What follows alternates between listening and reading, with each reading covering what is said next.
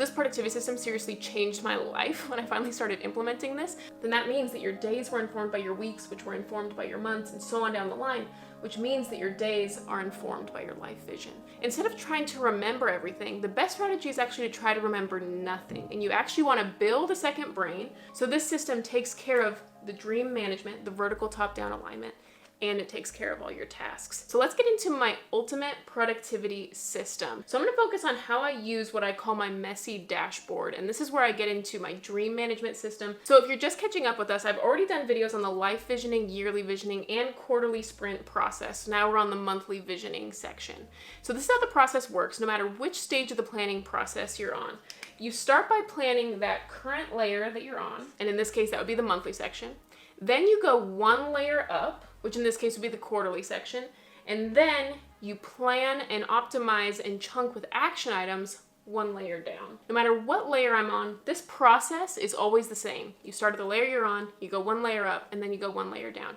Now there are a few differences in each of these layers because there's a different focus for each of these layers.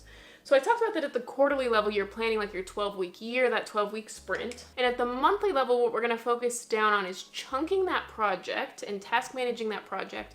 And we're also gonna focus on routines and task management. So the number one rule that I have when it comes to task management comes from the book Getting Things Done. And it discusses that instead of trying to remember everything and your brain's constantly reminding you like, oh, did you do that? Did you do that? Did you do that? Did you do that? Instead of trying to remember everything, the best strategy is actually to try to remember nothing. And you actually want to build a second brain, which is what I consider this messy dashboard, so that your mind can be clear. Either your mind is busy with all those tasks, or some paper or a planner or something will be busy with all these tasks, and in this case, the monthly messy dashboard. So the number one key that ties this whole task management system together is that anytime you think of a task, big, small, a series of tasks, something that needs to be done 8 months from now, something that needs to be done tomorrow, any type of task, you immediately put it down on paper and you immediately assign it to time. So that gives you a lot of freedom in your mind for creativity. When you write it down, then your brain trusts you and says, oh, they have it written down in this spot that they will reliably check, so I don't need to keep reminding them. So the rule is, anytime you think of a task, you immediately write it down in the monthly section of your planner. You assign it to time as specific as you know. So if you know you're getting coffee with someone January 14th, then you go ahead and write it down January 14th. If you think to yourself, okay, in 6 months, in December, I want to change my snow tires or something. Then you go to the December section. If you don't know exactly what day you want to do it, but you write it down as specific as you know. So if you know what week you want to do it, write it down at the start of that week, maybe just in the Sunday section. Or in this planner, I actually have weekly brain dumps. So if you know that the first week of the month you want to do something, write it down in that brain dump spot.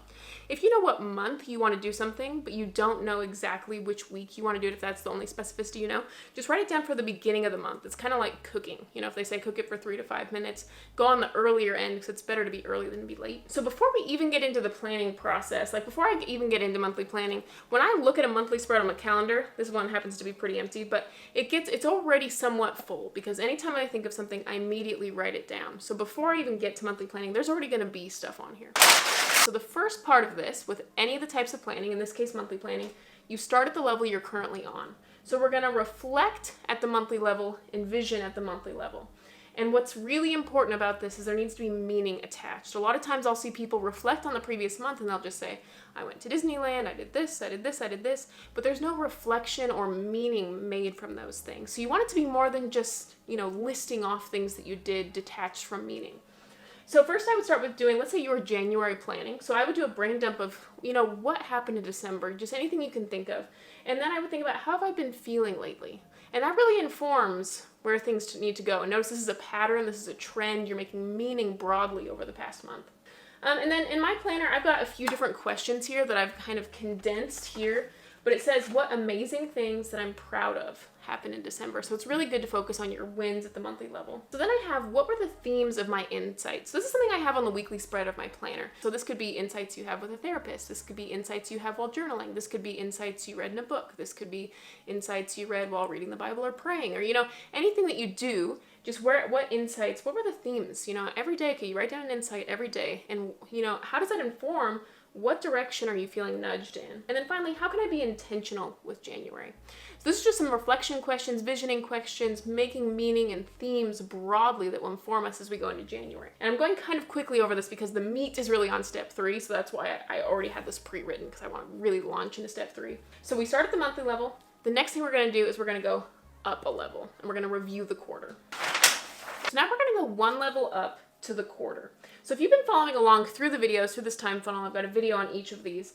At the quarterly level, we chunked out our passion project, and we chunked out which goals we specifically want to key on out of our 24 goals for 2024. We're not going to focus on all of them at once, but which ones were important to us right now that we want to focus on. So at this review step, I would just go to the quarterly page. I would look at what I did. So in the case for me, an example that I've been using in these videos is when I wanted to have this planner put out. This is the kind of the steps that I went through to do it. So if I was reviewing my quarterly plan, let's say, for me it was quarter 4, but we'll just pretend it was quarter 1. Then I said that by the end of January, I wanted to have a rough draft done. And then I might look at my sub goals, and there would probably be a few more than this. You could, kind of experiment with what works for you, maybe 2 or 3. And if I wanted to read 12 books this year, that means I would need to read 1 book in January. Okay, so now we're getting into my favorite step, step 3. So at every level of planning, the process is always the same. You start at the level you're on, then you go a level up, then you go a level down.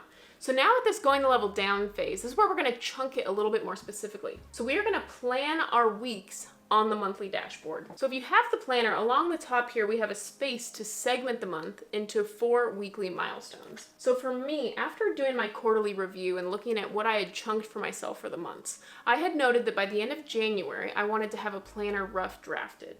So that means this month, I need to chunk out rough drafting a planner. So the way that I did it for myself is the first week I focused on rough drafting the yearly section, then I focused on rough drafting the quarterly section, then the monthly section, and then the weekly and daily spreads. What a lot of people do, they will set goals for the month. I see this all over YouTube. People will set goals, and it's typically on a page, maybe like one before the monthly spread. Maybe it's like a blank page, and they just list out with these check boxes these goals that they want to hit.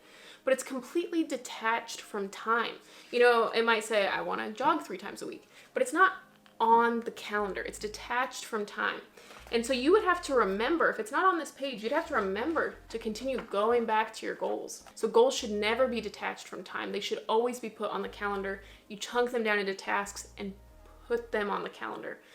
If you don't know exactly when you want to do it, but the week you want to do it, you put it there. But you want to make sure it's attached to time, because reality is time. So as soon as you detach your goals from time, you're detaching them from reality. So remember that I said at the beginning of this video that the focus on the monthly level of this funnel, each layer in the funnel has their own focus. And the focus of the monthly funnel is focusing on routines and projects. So we have just chunked out at the weekly level where your benchmarks need to be for that passion project. But they need to get attached to time. And the other things that need to get attached to time are your routines. So on this planner, I have a list of all the routines you need to add. So the first one you need to add are your dream action items, or your passion project, whatever you want to call it. And so you would add your dream action items to the calendar for as specific as you know them. If you only know, okay, I want to work on the yearly spread the first week, then you could write that. And when you get to weekly planning, you can chunk it out more specifically, because we will go down to the daily funnel once you get down to that level. The next thing it has you chunk out are your 24 goals action items. And the final thing is you outline all of your routines. So an example I have here are body routines. So body routines could be grocery shopping. Do you like to meal plan? Okay, maybe you like to meal plan on Saturday. So every Saturday you write down meal planning. Grocery shopping, maybe you like to grocery shop on Sunday. So every Sunday you write that down. Or monthly planning, so just things that are on like a weekly basis. So this could be weekly grocery shopping or weekly laundry, things like that. And you're gonna have all these different categories. We've got body, mind, soul, finances, vocation, relationships, recreation, and morning. So I do have a question on this page. What morning routine feels right this month? Because a lot of times the way you engage with your morning is the way you're going to engage with the rest of your day. So this page, what I call this, is the messy dashboard, because by the time you get all this on here, it is going to be messy. And thankfully, it's not the last step. It will be beautified once we get to weekly planning. What I like to do is leave the weekly pages blank until I get to weekly planning, so that all the mess, all the brain dump this page, this is your second brain, this is the brain dump selection. And so what's nice about this is I have this messy dashboard, but on a regular basis, I'm not even open to this page. On an everyday basis, I'm open to the weekly spread. Once I get to weekly planning, I can beautify it and make it all nice and organized. So I want to show you an example. This is the previous planner that I used last year. But like, this is what a monthly spread could look like. There's a lot going on there. There's a lot of stuff going on there.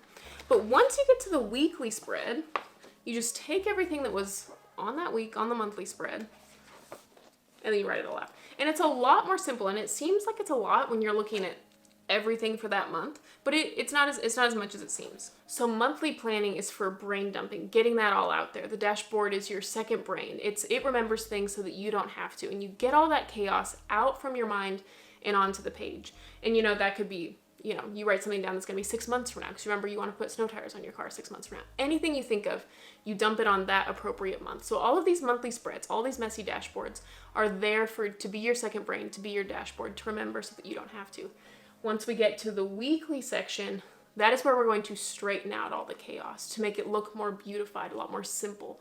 First, we dump it all out on the page, and then we'll organize it on the weekly spread. So on an every day-to-day basis, you're just looking at the weekly spread, and it's very clean and it's very organized, but everything's been thought of, everything's been taken care of. You don't have to think about it. Everything has a place and everything's in its place. So it just streamlines it so effectively. So what I love about this is it folds in that dream management system, that if you've been doing this system all along the way, that you stay at that level, go up one, go down one, then that means that your days were informed by your weeks, which were informed by your months, and so on down the line, which means that your days are informed by your life vision. And so that feeling is so satisfying when you can truly say that you're living intentionally and your days are in alignment with your life. You have that vertical alignment. So, and then as well as it taking care of the dream management, it's also taking care of the task management. You dump all those things on here. You don't keep it all in your mind. You don't worry about that. You're not thinking about tasks. Your brain's not constantly, don't forget, don't forget, don't forget. Your brain trusts you. It's on the page. It trusts that you will do it, so it doesn't need to keep reminding you. So instead of your brain using all that power to just continually remind you the same chore over and over and over again, you can use that space for creativity and fun, and it just gives this peace. So this system takes care of the dream management, the vertical top-down alignment, and it takes care of all your tasks. And it will get even more simplified and beautified in the time management section when we get to specific action items at the weekly level. So I will have linked in the description box all my other videos if you're just catching this, my life video, my year video, my quarter, my month, my weekly, my daily video. So yeah, thank you so much for watching. Also, if you are interested in the planner, thank you so much for everyone that's purchased this planner. I will have this linked in the description box as well. So yeah, I'll see you in the next one. Thanks guys, bye.